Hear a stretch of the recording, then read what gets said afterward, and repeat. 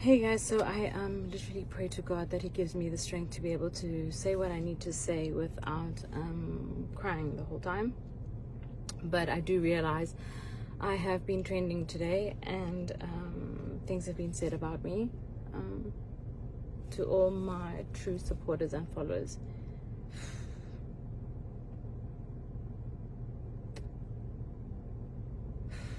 I honestly feel like you guys know the core and the essence of what I am, so I would be doing myself a disservice by not saying something.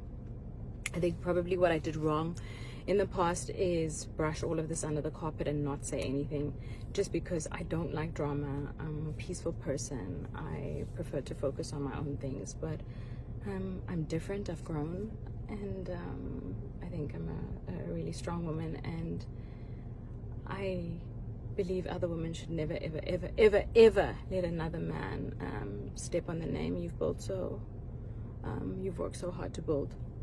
So I'd like to address things that were said about me by Mulema Marahanye, Jub Jub on Mac G's show, as well as Mac G. Okay, so there's three things that I mainly want to address. The first was saying that he smashed me. First of all, Mulema, you raped me.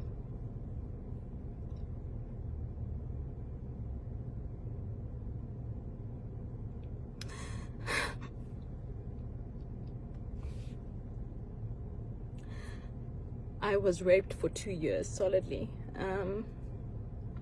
So please don't make it sound like it was a relationship. I was absolutely afraid to leave. Afraid of the power that your mother had in being around you at the time. I was aware of the stifling and sifting of money your mother was doing with Oprah. So, and also what you guys did in terms of Muti and medicine, which you made me believe my life would be at danger if I spoke up. So, no, you didn't smash me. You forcefully opened my legs and forced yourself on me numerous times for 2 years, and made me believe I had no way out. In that time, I had an abortion, of course, because there was absolutely no way I would have a child that was forcefully given to me. And the most painful part about all of this is that I was a virgin. And I told him at the time, I had told Jub Jub that I was a virgin, and I planned to be a virgin until the day I got married. And the first time he raped me, the next morning, I had been trying to get hold of my friend the whole night who lives in my building, but the next morning when he eventually did open the door, and he can be a testimony to this, is Richard Lukunku, you know, I came to you because I didn't know what to do, and I came to you crying for help. I was afraid, so afraid. And I'm telling this story because, you know what, I genuinely believe that God allows certain things to happen. Your journey or the burdens that you face or the things that you go through, they happen for a reason, guys. And I genuinely believe this burst or this thing that's happened is for me to empower other women, to let them know to, one, never accept emotional abuse and rape the way that I did for 2 years straight. And also, if it has happened to you, turn your life into something really, really strong and powerful, which I have done, and I've really tried to mind my own business. But what I will not stand for is for you to degrade my name. I don't understand why you have an interview and you have to speak about me. You are at such a low point in your life that you should actually be spending your time apologizing for the children that you killed because you were high. Instead, you are trying to bring my name, that I've worked so hard to build the success that I have, okay? The woman that you knew back then, she doesn't exist, okay? I'm no longer afraid. You cannot bring me down, break me apart. Yes, you may have raped me for 2 years solidly.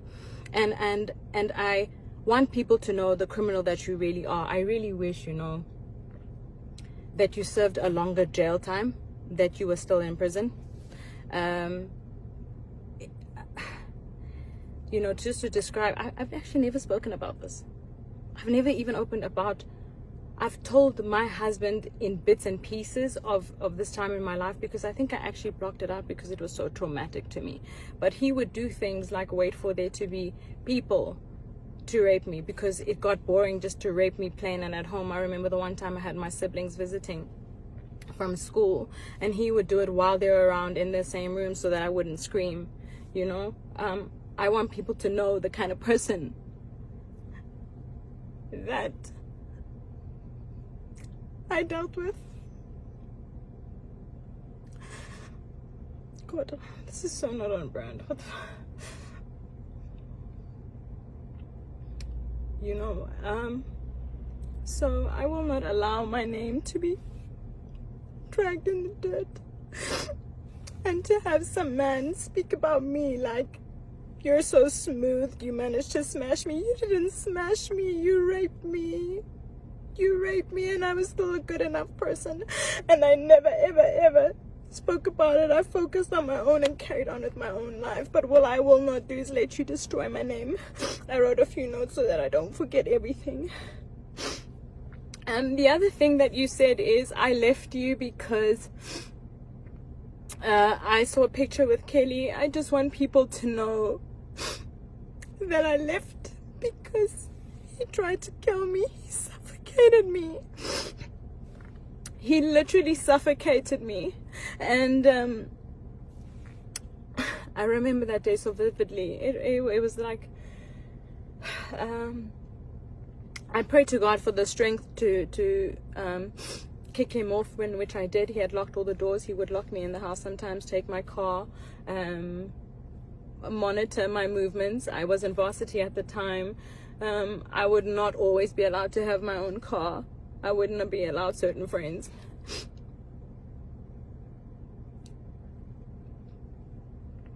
My friend Lusanda, who was the only friend who was allowed in my life at the time. Lou, you know what happened to me. You've seen it happen over all those years. So, it's not true. I didn't leave because I saw a picture. I left because he tried to kill me. And I was always afraid to leave because of the threats that were made. But at that moment where he tried to kill me, I knew that the very thing I was afraid of, which was dying, I knew was meant to happen that day. So I actually got away. And when I got away, I went to the police station to try and open a case of abuse and rape and attempted murder. And the police officer said to me to go home and think about my decision, because she is so sick and tired of women coming to report their boyfriends and husbands only having to take them back after all the abuse. So I just wish I had more information about how to get out and how to deal with rape and what it is that you should do when it happens to you. But in the beginning stages, when it happened to me, I would reach out to my friends and they didn't do anything. One of my friends still today calls me and says he regrets not helping me. I mean, the first time it happened, he literally gave me a Christian book to read and we prayed. But that's what I did. So trying to find my strength. Anyway, so that was the real reason I left. I left because my life was in danger, and I tried to open a court case. I tried to open a case against him, and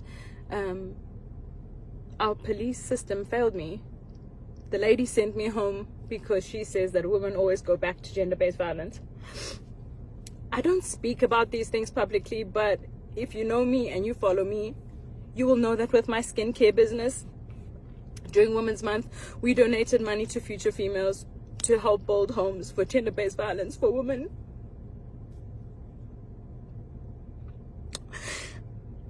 For women who have been victims to gender-based violence. This is a cause I am extremely passionate about. And it's enough. My name will not be destroyed by a man ever again. The other thing that I would like to address, sorry, my phone cut, is saying that I specifically came to visit Mulemo in prison on some personal visit. All right, so DJ Spoo, actually, I do a lot of charity work. DJ Spoo called me and said, would I be keen to do some charity work? There are some prisoners in the cells who have decided to change their lives around, who have been studying, and they're having a graduation. So I actually went there for a charity event. I had no idea that Molemo was one of the criminals locked up in that very prison. I had no idea he would be there. I had no idea there would be media there. I went there for a charity event, and in fear, I panicked. He asked for a photo. I took the photo and did my best to smile. But I did not go there to visit him. So, speaking in public, telling people that I came there to come and have a personal visit is not true. The other thing I want to say is, one of his close friends had reached out to me because there was a funeral, and he said to me, Amanda, hey, we haven't heard from you in a long time. You know, what happened to you? And I said, well, you know, to be blatantly honest, your friend has been raping me. I endured rape for 2 years, so I don't ever want to see him again. And he said, why didn't you say something? Because we've had so many out-of-court settlements for him doing similar things to different women. So, Mac G, Molemo, Marahanyo, Jub Jub, both of you, for the fact that you, especially Mac G, you find gratification of not verifying facts for your own personal gain and financial standing, when you could potentially be destroying people emotionally, not knowing what they have been through. I urge any woman who have been abused, raped by both Magji or Molemo to come forward. And Kelly Kumala, I just want to say, I believe you. And I think you're an incredible mom. I don't need to know the details because I endured the trauma myself. And I know you probably fought to be alive too. So, you know, any woman who've endured any abuse from MacG, from Molemo Jub Jub, because I genuinely believe that it takes an abuser and someone who condones gender-based violence to have been able to conduct an interview like this and to speak of women in such a manner. It is 2021, guys. It is not okay anymore. Okay, we may have accepted your abuse before. Our parents and grandmothers before us may have accepted it, but this stops here. Okay, I am the example. If there's any of those women who have been abused by these men, I urge you to please DM me, come forward, and we will fight them together, because I'm not afraid anymore. Okay, and evidently they're using my name in their interviews for relevance, because I'm quietly focusing on my career, which is very successful at that. God has been so good and gracious to me. But I also believe that God would have not allowed these things to happen to me if there wasn't a purpose and a reason for it. Okay? So if you've gone through this by these men, please reach out to me and we'll fight them. We have a very big problem of gender-based violence in this country. And I think that the change will only start if we start to speak up. It needs to stop, guys. It's not okay. And you need to know that if you have been a victim of this and this has happened to you, you have not done anything wrong.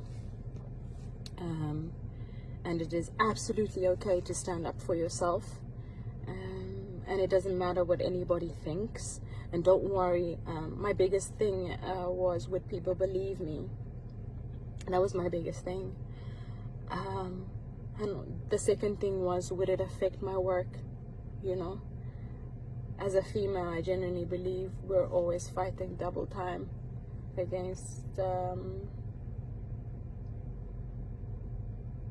the opportunities that men have. So I didn't want to create any problems for myself. I just wanted to make sure that I was successful at all costs. And although that's what I may have wanted, I realized that putting this, I literally stored this under a rug and I hoped that I would forget about it, but I never dealt with it. And listening to a podcast like that, having it played back to me, I cannot believe that somebody would fabricate that amount of lies Malemo, I don't know. Obviously, I know why. This is for clout. Here's my attention. You wanted my attention. You got it. But this time, you're getting my attention. And I'm fighting for every single person who has been abused, harassed, and raped. It stops here. It stops now. You no longer have to accept this. And MacG, you will no longer use a female's name for your financial gain. Your publicity of your podcast is not more important than the safety of our women. Okay, the change starts with us. If we don't protect our women, which you two have both done a terrible job at doing, I'm going to change that narrative. Okay, it stops here. It stops now. I'm actually really proud of myself for speaking up about this and telling my story. For years, I was traumatized. I remember literal flashbacks of my younger sister and I literally running away from the house because we were afraid. We were afraid of what would happen to us. And now I'm in such a position where I'm empowered, I'm strong, and I know that God is in control. I'm not afraid of you. And it's wrong what you did. You took the virginity of a woman who was saving herself for marriage. Not once, but you continuously raped me for 2 years. My spirit almost died. I almost died. I tried to kill myself twice because of what you did. But you know what? I'm so grateful.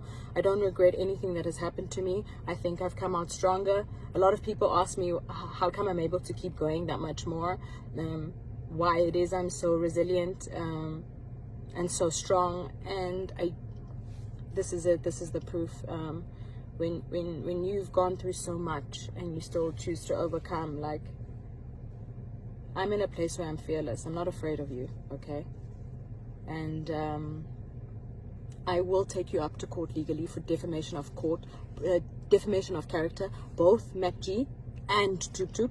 It is not okay for you to drag my name in the dirt, that you guys need to be relevant for whatever reasons in your career, okay? I will meet you in court, and any women who have been harassed, raped, and abused by these two men, I have your back. Kelly, this is including you. If you guys needed just a little bit of more support to fight these people, I got you. It stops here. This is rubbish, okay? The change starts with us, and we are the change. I love you guys so much.